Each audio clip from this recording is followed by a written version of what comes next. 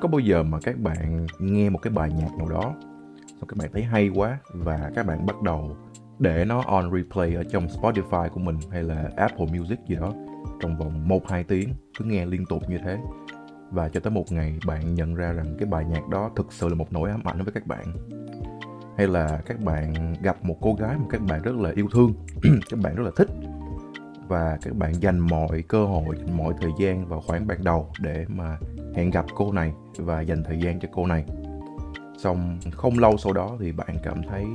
tại sao cô này có nhiều cái khuyết điểm quá mà trước đây mình lại chưa thấy được. Các bạn đâm ra cảm thấy chán nản với cái cô nàng này và các bạn muốn tìm một người khác cho bản thân. Nếu mà các bạn bị như vậy thì nó là một cái hiện tượng rất là bình thường,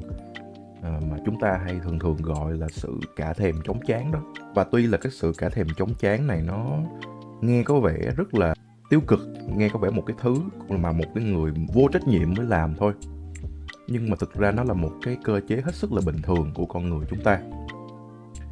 Tại sao mà chúng ta lại cả thèm chóng chán? Trong cuốn sách Homo Sapiens của tác giả Yuval Harari á, thì con người của chúng ta từ xưa đến nay đã và đang là một cái động vật mà nó luôn luôn mưu cầu sự phát triển cho bản thân nó. Sở dĩ nó mưu cầu cái sự phát triển này bởi vì nó đã từng là một sinh vật nằm ở giữa cái chuỗi thức ăn, và nó luôn luôn phải ở trong một cái trạng thái dè dặt và lo sợ khi mà nó phải theo chân các động vật ăn thịt to lớn khác như là hổ, sư tử, gấu, để mà nó ăn những cái thứ để lại từ cái xác động vật đã được ăn bởi những con động vật lớn này. Cho nên là một cái sự mưu cầu phát triển này thúc đẩy con người tiến tới một cái tương lai mà không có cái sự nguy hiểm đó, không có cái sự dè dặt, không có cái sự đề phòng đó. Tại vì một khi mà chúng ta vào cái trạng thái đề phòng á, thì nó rất là tốn năng lượng. Trong người chúng ta nó luôn luôn có một cái lượng adrenaline rất là lớn, và cái quá trình trao đổi chất khác trong người chúng ta nó phải tạm thời đình trệ lại để nó ưu tiên cho cái phản ứng fight or flight, hay là cái phản ứng chiến đấu hay là bỏ chạy khi mà chúng ta bị đe dọa. Cái quá trình này là một cái quá trình rất là tốn năng lượng, và con người không muốn ở trong cái tình trạng đó.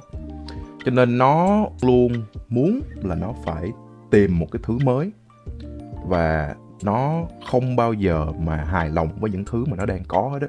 Vậy nên chúng ta mới có phản ứng là khi mà chúng ta quen thuộc với một cái điều gì đó thì chúng ta sẽ nhìn với cái điều có thể được thay đổi tiếp theo đó, những cái điều chúng ta có thể cải thiện tiếp theo ngay kế đó, để chúng ta nhận được một cái liều kích thích rằng là hey, có thể làm cái này thì mình sẽ an toàn hơn, có thể làm cái này là mình sẽ trốn chạy khỏi cái sự đe dọa của thiên nhiên. Đó là lý do thứ nhất tại sao mà chúng ta luôn luôn cần một cái sự thay đổi trong cuộc sống mình, mà chúng ta cả thèm chóng chán. Cái lý do thứ hai là trong cái thời hiện đại này chúng ta luôn luôn quen thuộc với những cái kích thích tạm thời: điện thoại,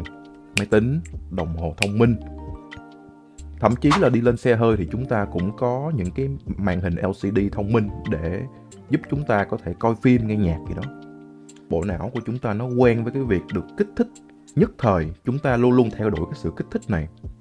Cho nên là một khi một thứ nào đó chúng ta làm mà nó đi vào một cái quỹ đạo, nó đi vào một cái thói quen rồi, thì chúng ta không nhận được cái sự kích thích này nữa, thì chúng ta sẽ mưu cầu cái sự thay đổi. Và cũng vì hai cái lý do này mà rất là nhiều cái dự án đã bỏ dang dở, hoặc là những cái mối quan hệ tưởng chừng như là sẽ cùng sánh vai nhau đi tới cuối cùng lại bị chấm dứt trong đau đớn và nuối tiếc của hai bên.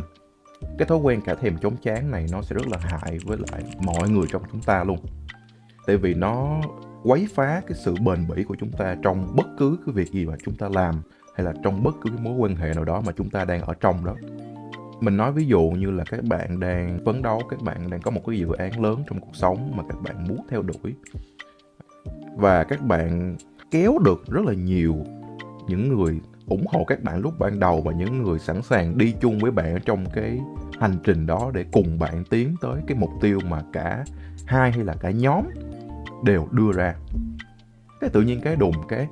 bạn cảm thấy mọi thứ quen thuộc quá và bạn chán,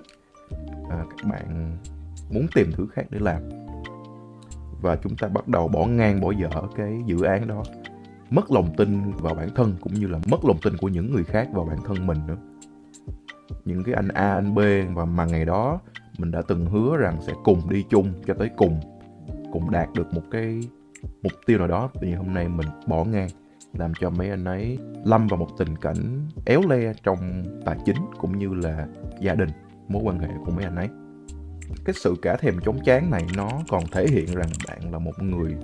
rất là dễ bị chi phối bởi cảm xúc của bản thân. Tại vì một cái người mà cả thèm chóng chán là một người sống lúc nào cũng muốn đạt được một cái đỉnh của cảm xúc. Ví dụ như họ đi leo núi,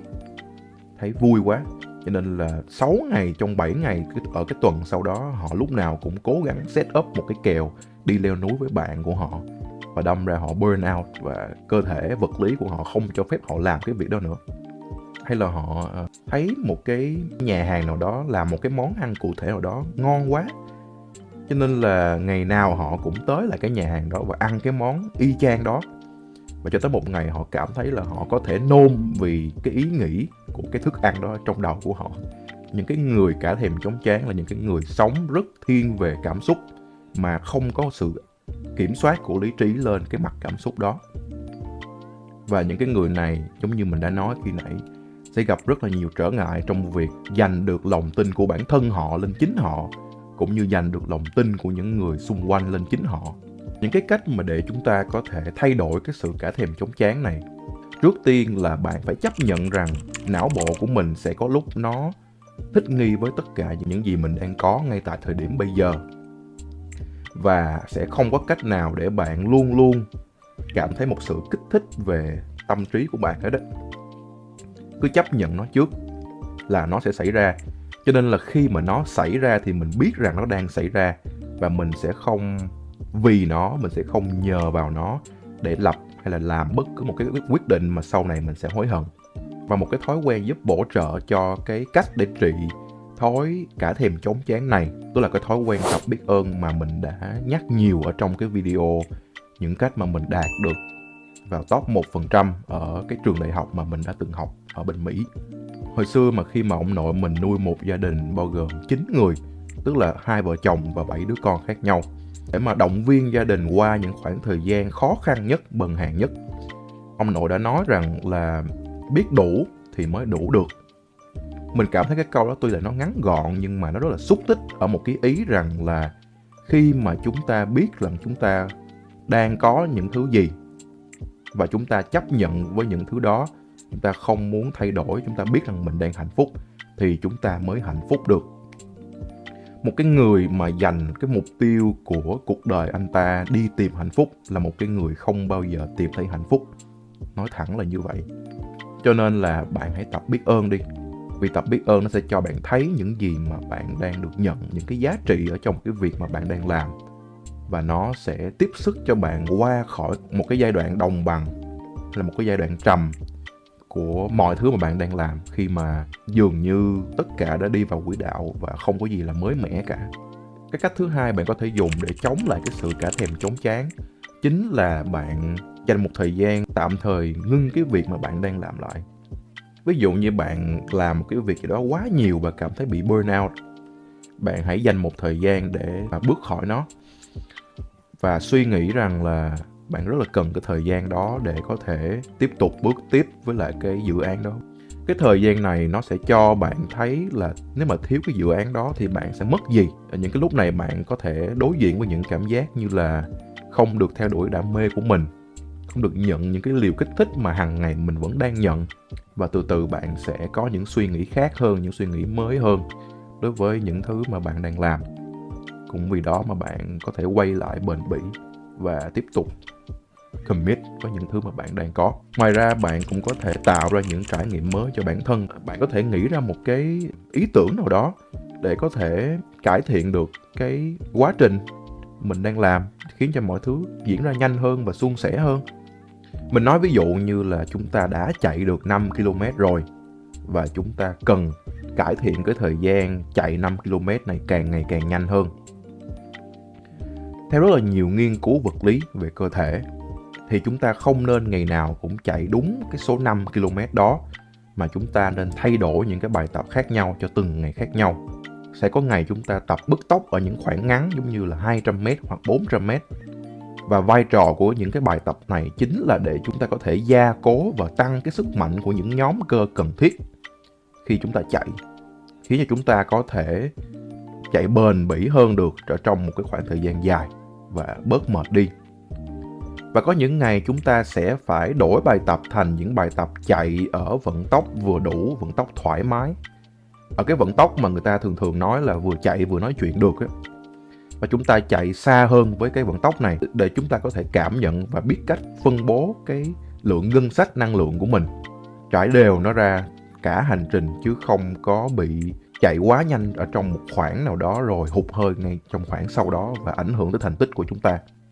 Một cái ví dụ nho nhỏ đó nó có thể cho bạn thấy rằng cái việc thay đổi trải nghiệm của chúng ta nó vừa đem lại cái sự kích thích ở nhiều dạng khác nhau, giúp chúng ta có thể có cảm hứng làm cái việc đó hơn, và đồng thời nó mở rộng được cái chiều phát triển của cái quá trình mà mình đang cải thiện bản thân từng ngày. Nó sẽ giúp mình phát triển được nhiều mặt hơn của cái thứ mà mình đang cần phát triển từng ngày. Một cái cách mà để trị cái cả thèm chóng chán này, tức là bạn sẽ phải slow down mọi thứ. Bạn chậm cái cách mà bạn tiếp cận mọi thứ lại. Vì bạn biết là bản thân bạn rất là nhạy cảm với những cái kích thích này, thì bạn càng mưu cầu những kích thích lớn hơn và nó khiến cho bạn cả thèm chóng chán. Một khi làm một cái việc gì đó thì bạn nên quy củ thời gian, hoạch định ra rõ ràng là mình sẽ làm cái việc này ở trong một khoảng thời gian nào đó nhất định trong ngày. Và khi mình làm thì mình sẽ tập trung hết tất cả những tâm trí vào đó để có thể tạo ra được những giá trị cụ thể trong việc làm đó. Nhưng mà ngoài cái thời gian làm việc đó thì chúng ta nên tập trung làm cái việc khác và ít suy nghĩ về việc đó nhiều hơn. Và trong một mối quan hệ cũng vậy. Ở trong ngày thì chúng ta nên ít nhất dành ra một khoảng thời gian nhất định để chăm sóc cái mối quan hệ đó với lại cái người con gái đó, hay là cái người bạn trai đó. Nhưng mà chúng ta cũng nên giữ nó ở một cái mức healthy thôi. Chúng ta không nên lúc nào cũng bắt tâm trí mình phải nghĩ về người đó, nghĩ cho người đó. Nói chung là mình không nên hoang phí những cái kích thích này, mà mình biết cách giữ lại nó và tiêu xài nó dần dần từ từ. Sự trải đều cái kích thích này nó sẽ khiến cho chúng ta yêu bền hơn, cũng như là phấn đấu bền bỉ hơn. Và cái cách cuối cùng để chống được cái sự cả thèm chóng chán chính là nhận ra được cái giá trị của sự bền bỉ và cái sự commitment cho một thứ gì đó. Mình chắc hẳn rằng một cái người đầu tư vào bất động sản được 2 năm sẽ nhận được những giá trị khác so với cái anh mà đầu tư vào bất động sản trong vòng 2 tháng. Khoan nói về khoản tài sản và những giá trị về tài chính đi. Những cái người đầu tư trong một khoảng thời gian dài như 2 năm, họ sẽ nhận được những cái kinh nghiệm và những cái góc nhìn rất là khác so với những cái người mà chỉ mới đầu tư vào 2 tháng. Và họ có những cái quyết định mang tính tổng thể và nhìn chung là tốt hơn những cái người mà mới bắt đầu đầu tư. Ví dụ thứ hai là cô gái mà họ đã ở trong mối quan hệ với bạn trong vòng 2 năm thì họ sẽ trao cho bạn được những cái sự thấu hiểu, những cái hành động mang tính yêu thương mà chỉ có người con gái ở với bạn 2 năm cho bạn được thôi, chứ không phải là một cái người con gái chỉ mới ở với bạn trong vòng 2 tháng. Cho nên là mình muốn trao cho bạn một cái lòng tin rằng một cái sự trung thành và một cái sự bền bỉ cho tới cùng đối với bất cứ thứ gì đó thì nó sẽ luôn luôn có giá trị sau cùng. Và từ đó bạn có một cái quyết định nó sẽ phù hợp hơn rằng có thể tiếp tục hoặc là dừng lại sự phấn đấu theo đuổi mà bạn đang làm trong cuộc sống của mình. Nói tóm lại, cả thèm chóng chán là một điều rất là bình thường mà con người chúng ta ai ai cũng có thể gặp và làm ở trong cuộc sống chúng ta. Nhưng mà điều quan trọng là chúng ta ý thức được chúng ta đang bị cả thèm chóng chán và chúng ta biết cách đương đầu với cái sự cả thèm chóng chán này làm sao để chúng ta chống lại cái việc mà nó ảnh hưởng tới những cái quyết định mà chúng ta làm ở trong cuộc sống của mình. Đó là thông điệp của mình muốn trao cho các bạn ngày hôm nay. Cảm ơn các bạn đã lắng nghe.